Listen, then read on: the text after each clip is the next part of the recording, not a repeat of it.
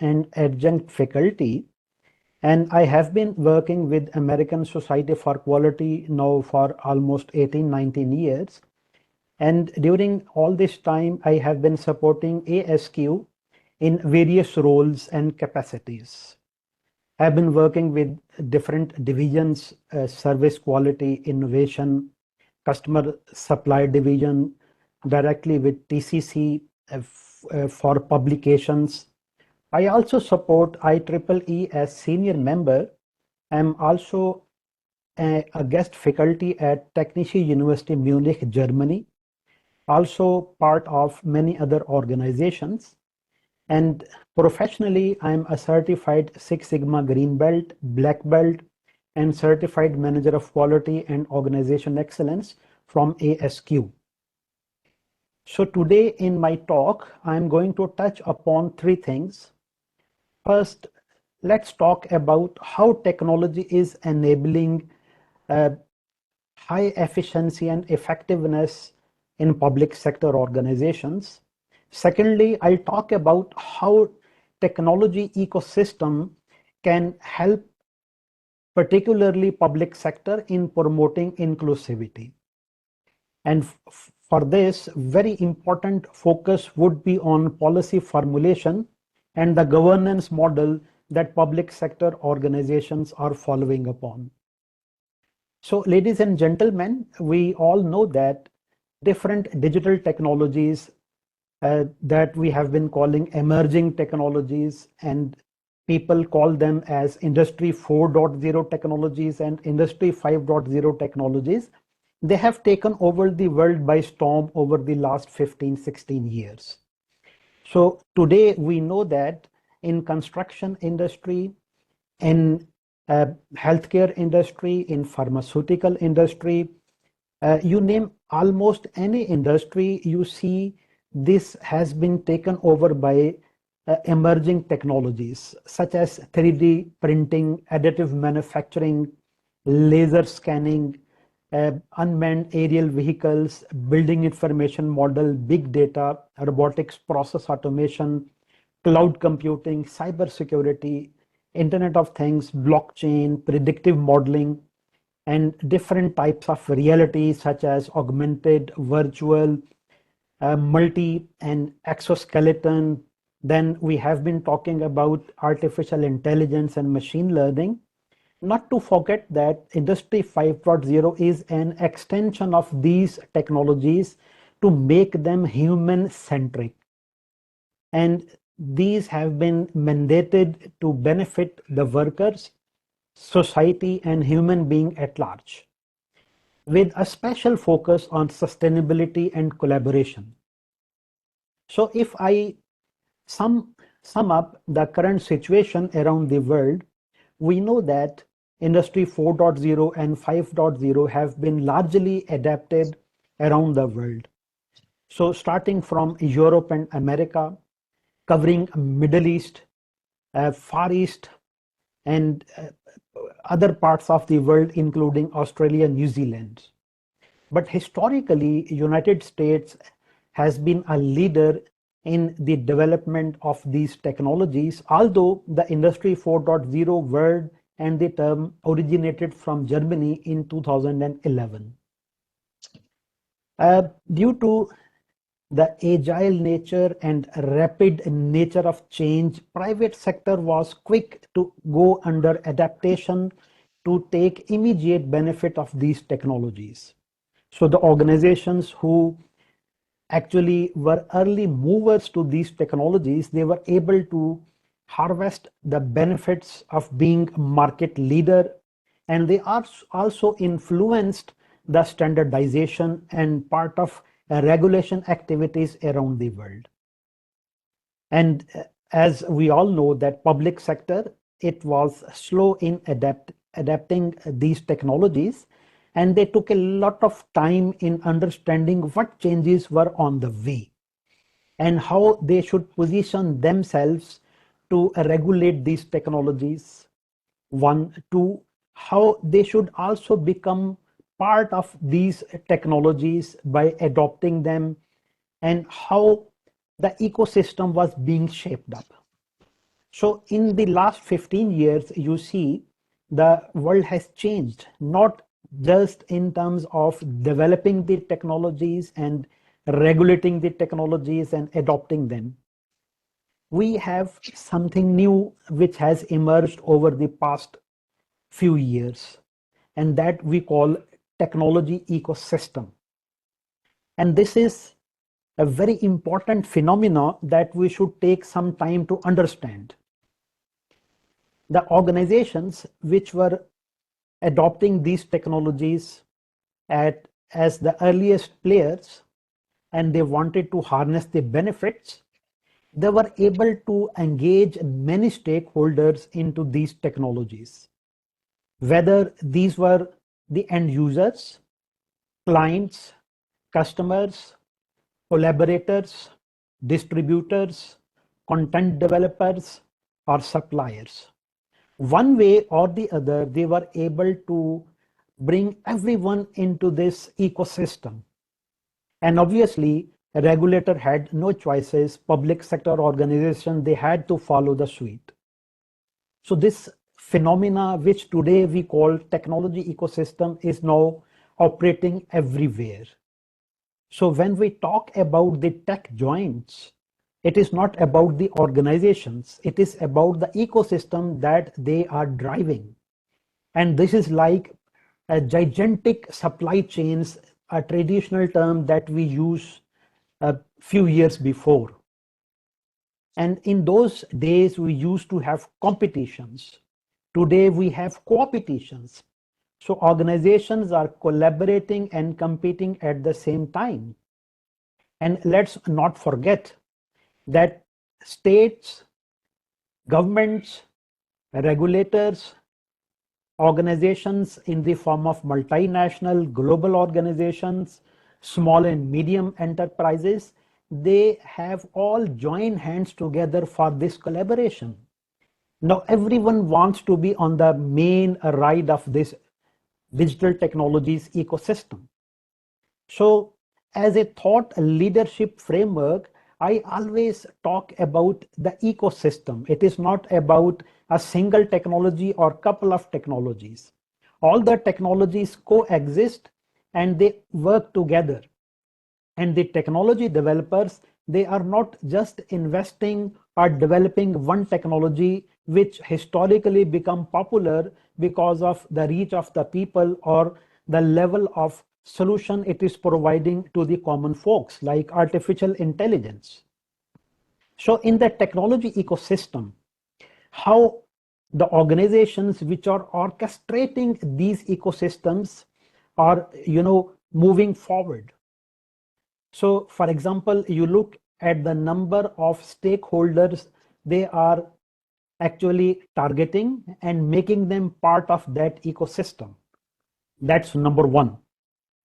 Number two, the level of awareness, the level of knowledge, and the level of benefits that they are sharing with those stakeholders as part of co-creation. So now value is not being created by one organization. Solution is not just being developed, a product is not just being developed, a service is not just being delivered as a push strategy to the clienteles, to the organizational clients or to the individual clients. So we need to understand the dynamics of the paradigms which are governing in these ecosystems. And following that, a very important phenomena is the emergence of the governance model in those ecosystems. And we need to understand, because the terms that we are using today, for example, crowdsourcing, crowdfunding, co-creation, co-optation, these have emerged as the characteristics of those governance models. If we particularly look at the public sector organizations, how their role is evolving over the period of time. So we see that historically they were mandated to formulate policies and enforce them using certain rules and regulations. They have also been pushing standardization activities, practices, promoting policies to have minimum acceptance levels, to have target service levels, to have target quality levels in order to promote the culture of quality and excellence. And obviously, the public sector organizations in the form of regulators, they were custodians of, the small and medium enterprise, the entrepreneurs, so that they could create their position in the bigger economy or economic picture of the countries. So because of all this dynamics, we were able to have the rights of clients, customers, subscribers. But these rights have not been limited to the conventional models. Today, with the complete social engagement, organizations or the orchestrators, they have been able to empower the clients, not only the staff. They have been able to empower the subscribers. Even with the freemium model where they offer some features free of cost and some features as paid, they are empowering the public at large to raise their voices, to become part of ecosystem, to become advocates, to become word of mouth marketing. Because today one ecosystem is now, competing against another ecosystem. And still they are joining hands and they are collaborating for the sake of standardization, for the sake of community code of practice and other things. And for the public sector, very important thing traditionally has been the citizenship, the rights and the liabilities of the common citizen. And they have been mandated by the constitution, by the law, and by the rules of business to ensure that there is a fair treatment, there is transparency, there is accountability, and everyone has equal access to justice, to health, to drinking water, to well-being, to education, to the job opportunities. So social welfare has always been on the top, but very importantly, the regulators and the public sector organizations, they cannot remain spectators just watching everything and clapping and giving applause to all those people who are every day increasing the size of their ecosystems. And you see those corporates are taking over the economies. Even the size of some of the organizations in terms of revenue is more than the GDP of many developing countries. Just imagine that. So the regulators, they have to play their part, not in slowing down the ecosystem, but to promoting it to the next levels. So the economy, which has been characterized by the formation of corporations, have been pushing investments, have been pushing venture capitalism. They are also now, for example, in European Union, for example, in the Middle East, they are now also promoting entrepreneurship. They are promoting the connections between industry and academia, which has originally been emanated from the United States, that we call today industry and academia linkages. So in order to, number one, remain competent and maintain the leading position, to guide the private sector, public sector organizations themselves have to become symbol of excellence. And this cannot be just done by regulations. This cannot be just done by enforcements. This cannot be just done by posing penalties, fines, administrative, coercive, authoritative power. You have to give away power to get more power. So the public sector organizations, they have to adopt the technology. They have to develop their own ecosystems. Now, this is not just a theoretical talk. There have been steps taken by certain governments and countries in different parts of the world. Yes, United States is one of them. European Union countries, including United Kingdom, is among those countries. Japan is doing a lot of initiatives. Uh, you know, South Korea is taking a lot of initiatives. Singapore is that on the top of the list if you look at the digital governance. And the new stakeholder is Middle East. They are heavily investing in the future of AI. So you can look at the current visit of the President of the United States. There were commitments to the tones of hundreds of billions of dollars into artificial intelligence. If we talk about a United Arab Emirates, they have opened AI office. They have even appointed a minister for artificial intelligence. We see the same initiatives and same zealous commitments in other Middle Eastern countries. So this is very important when we talk of things like city bots, which is a collaboration robot. We talk about smart cities. We talk about smart agriculture. Now, private organizations or the corporate sector is pushing solutions, but how the public sector would remain an inspiration to them, right? The regulations, the rules of business, even driving the public sector organizations is not one way, because it is no ecosystem. And this has resulted into new levels of awareness, new levels of knowledge, new levels of information system. So the public sector organizations cannot just remain contented and confined to the traditional information systems, calling the digital service department to come and automate their systems so that they could connect, they could see what are the submissions, how to move the tasks in the workflow, how to remove the limbo and other things. So this has to go to the next level. So again, we have to enable the public sector ecosystem, and that is really required. And this is not just for the sake of developing an ecosystem. This is a complete solution for the future. We talk about government to government transactions. We have listened to the very nice talk that people have delivered today, and my other fellows are going to talk new things about the government to government and government to people and government to business and government to citizen and vice versa, about having solutions.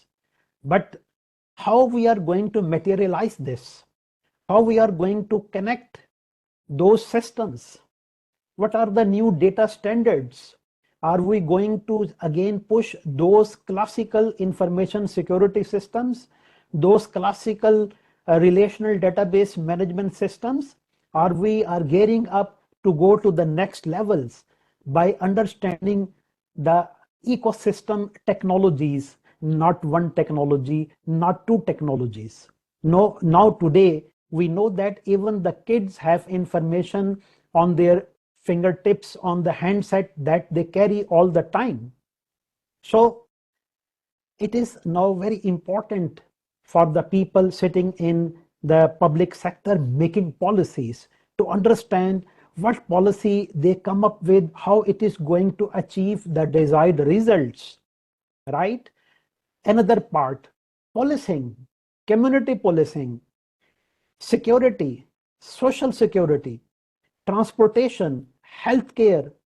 If the private and corporate sector can use them to offer novel solutions, a lot of cheap and economical gadgets, why not public sector use this to come up with such robust policies which would follow agile methodologies? For example, take Japan. They are using it for the sake of flexibility, transparency, accountability. Look at Finland. They have been using experimentation in order to improve their education system. Look at United Kingdom, Britain. They have been using artificial intelligence in order to improve their education policies.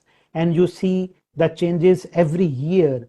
They have made up 5 years plan, 10 years plan, and they are fine tuning it. And when we have plans for the public at large, we should not forget the inclusivity part. We can only help the public at large, the organizations, we can only help in order to enable the economy if we understand what are the needs of the citizens, what are the needs of different socio-economic groups, how we can improve the service delivery, how we can enable the satisfaction of citizens.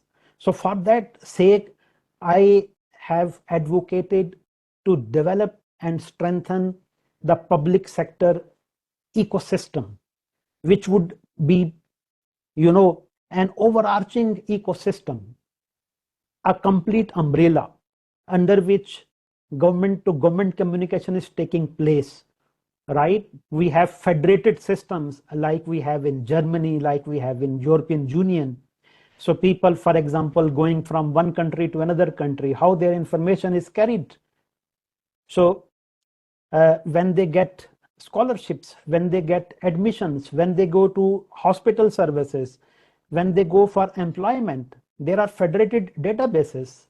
Obviously, they have taken few years to remove all those intermittent and mediation failures that used to come up with the classical and traditional communication systems and databases. What is important, we can see how European Union is reacting to it. They have come up with Industry 5.0 program, which is nothing but extension of Industry 4.0. So all those technologies which have been founded in Industry 4.0, they are using now those technologies with a clear focus on human welfare. So the centricity point is now human welfare, right?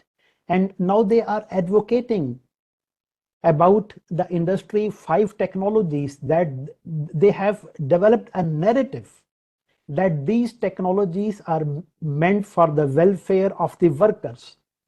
And by this, they are removing the fears of the workers who always are under the impression and they go for the notion that artificial intelligence today or tomorrow is going to replace us as workers.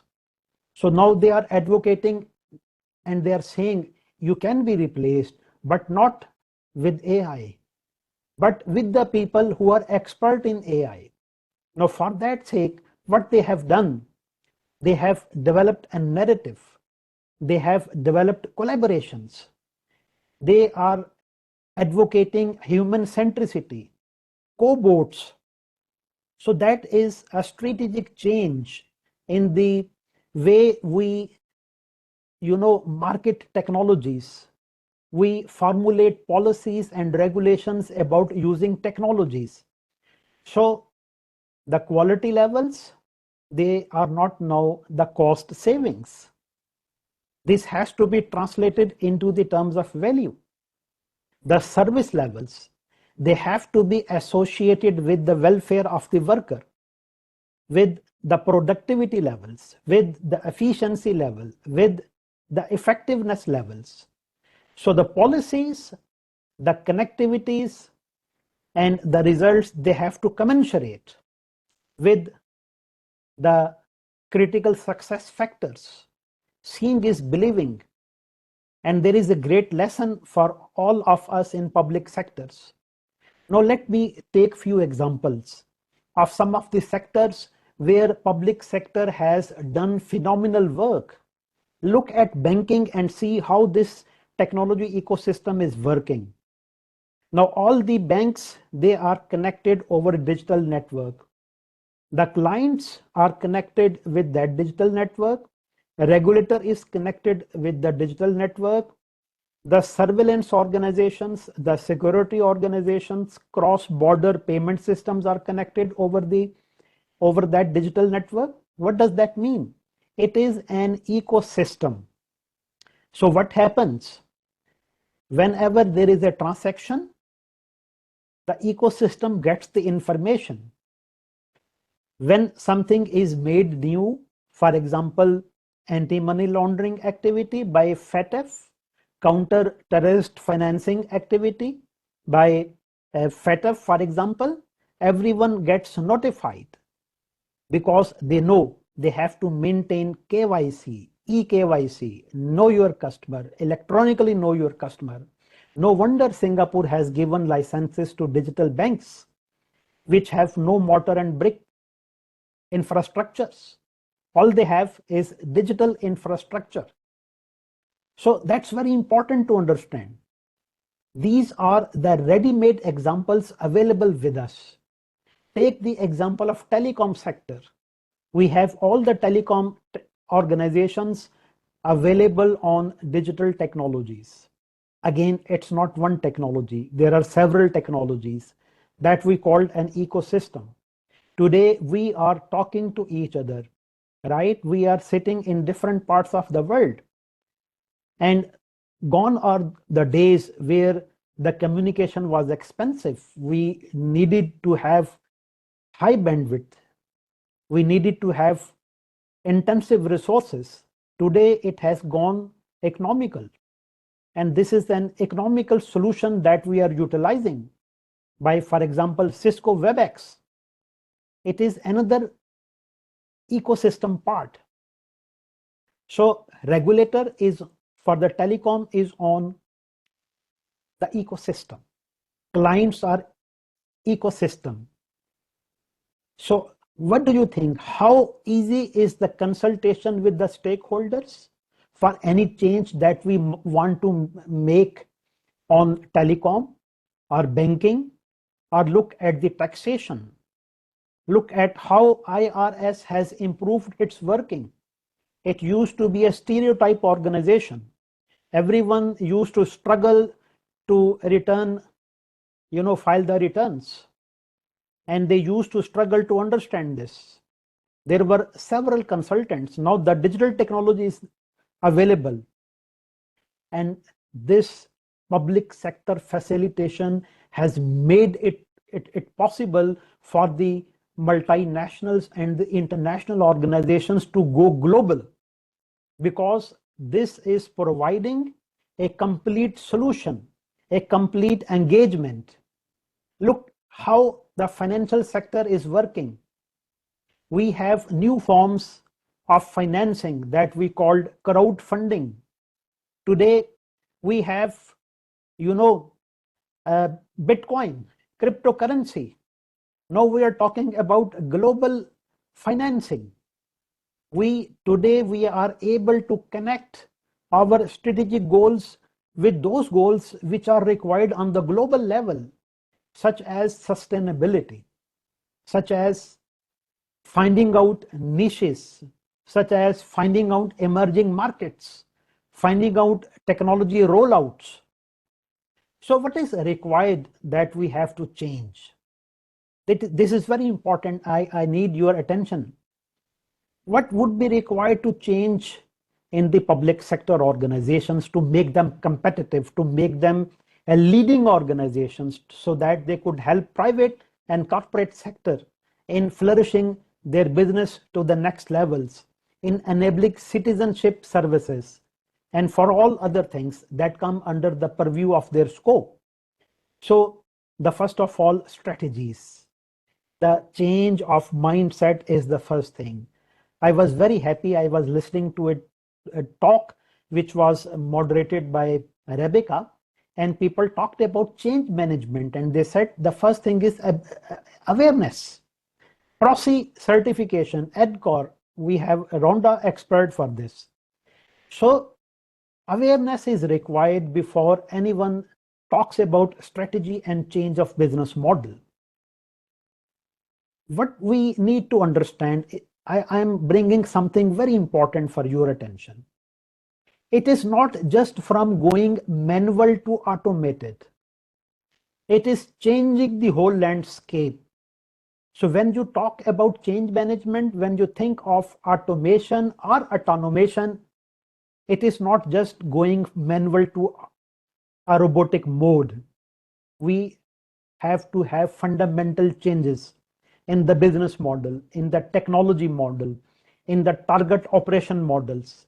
And with those, the governance system would change substantially.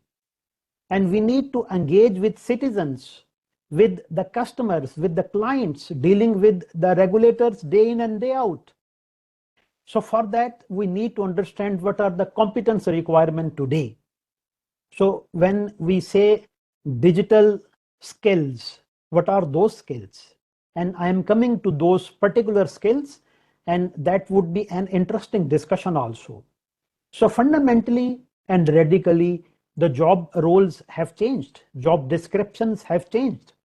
We have something now which we call corporate data responsibility, which now complements corporate social responsibility. We have now corporate digital responsibilities. And for that, we need new skill sets. So what is the role of human resource functions to plan trainings, sessions, job enrichments, enlargement activities, so that they could prepare the workforce for the new skills, which are not other than the skills which I have mentioned on the slide for your attention. What is very important, especially for the people who are scared that machines would take over their jobs, what is very important? There are certain skills that machine cannot learn at this point of time while we speak. So for example, machines are emotionless. Machines are not sentient. Machines are not curious. Yes, they have a learning patterns. We have machine learning and deep learning and all those convolutional neural networks. But the real super AI is far, far away while we are talking today.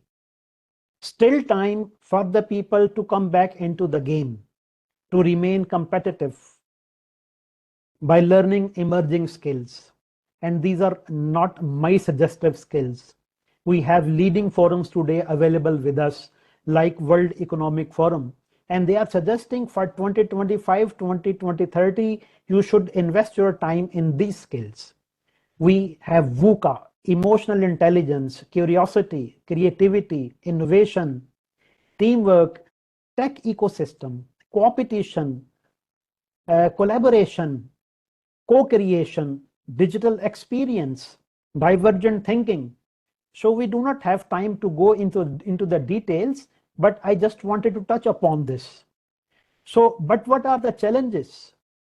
And how other organizations have overcome these challenges while they were doing this digital transformation and innovation experiences for getting to go to the next levels of quality and excellence.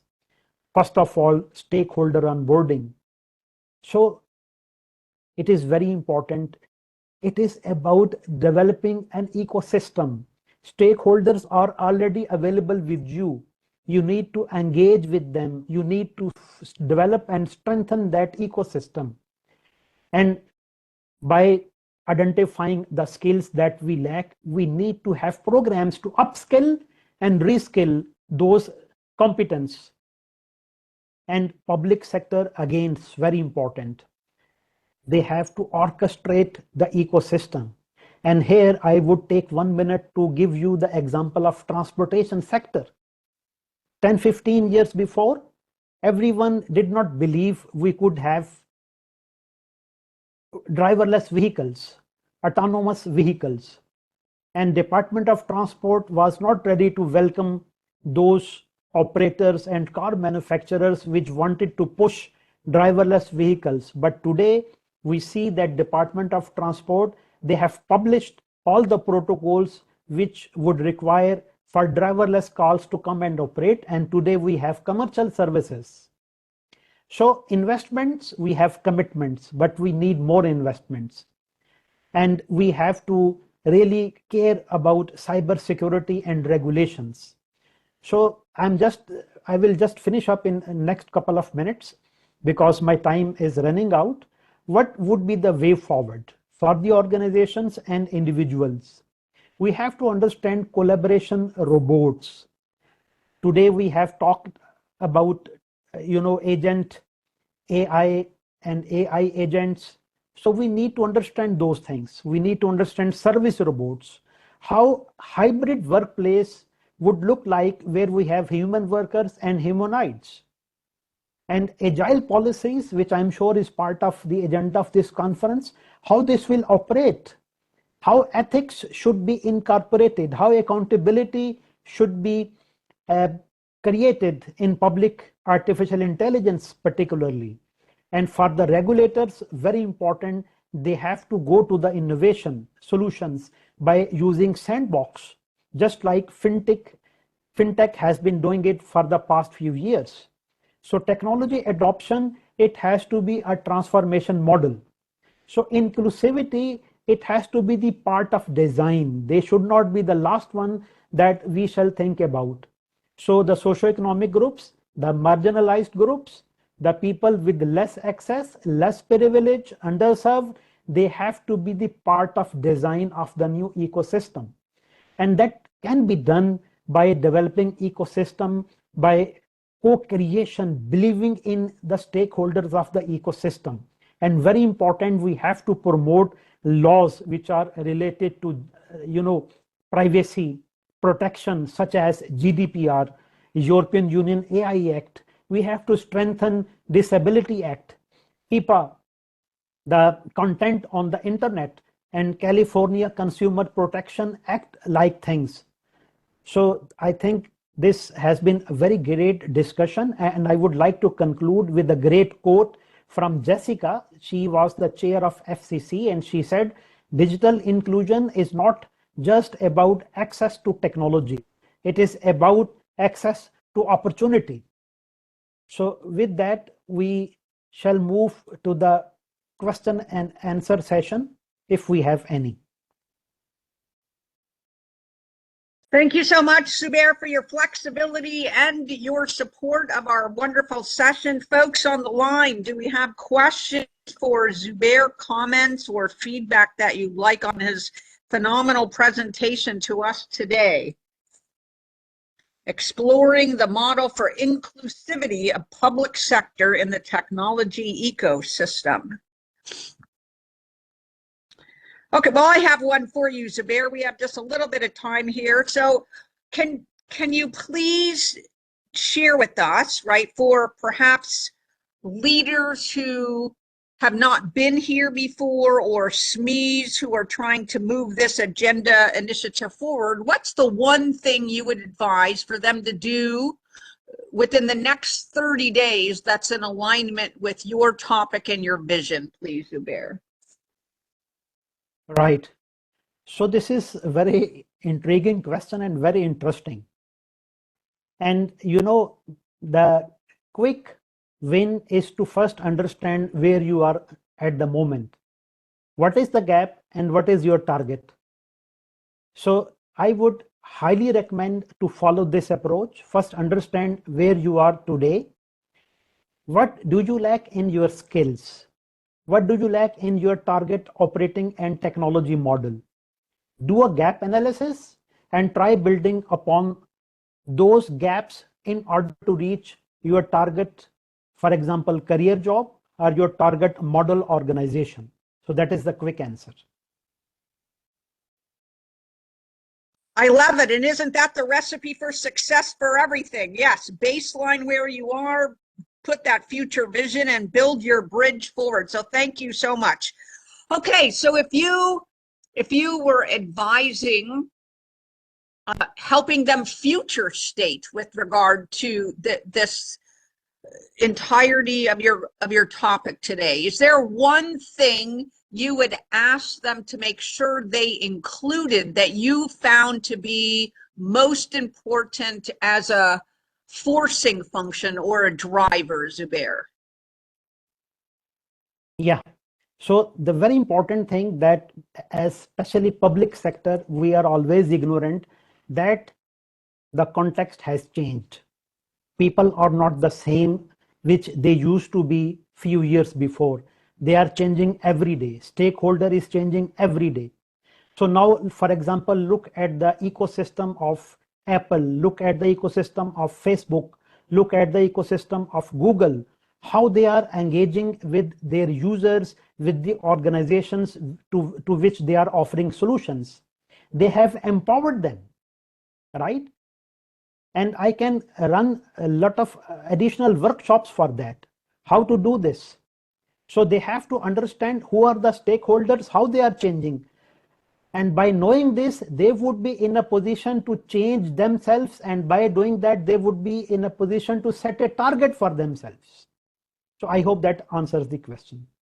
Yes, I love it. Thank you so very much for sharing that and sharing whom we may be looking to for not only our best practices, but the internal innovations and processes that you're using. Thank you so much, Zubair, again, for stepping up and really helping us round out this part of our program session. We are so grateful.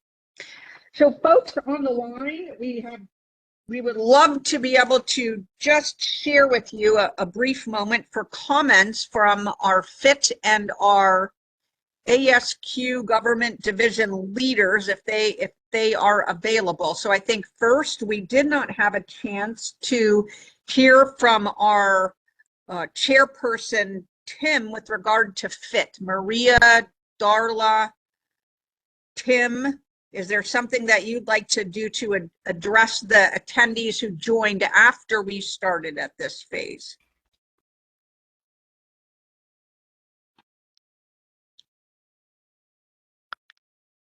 Well, Maria did the first one, so I'll do this one. On behalf of the Federal Improvement Team Board, we're so excited about this partnership and our ability to share with everyone learning in this knowledge sharing event. We do these twice a year, and our partnership with ASQ Government is an exciting new addition. If anyone wants to attend our monthly lunch and learns or join our community, of course, just let us know.